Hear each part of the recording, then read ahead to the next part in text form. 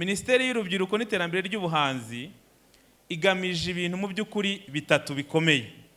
Icya mbere ni ugufatanya n'inzego zose tugashaka amahirwe ahantu hose kugira ngo urubyiruko rw'u Rwanda rubone icyo gukora, rubone akazi.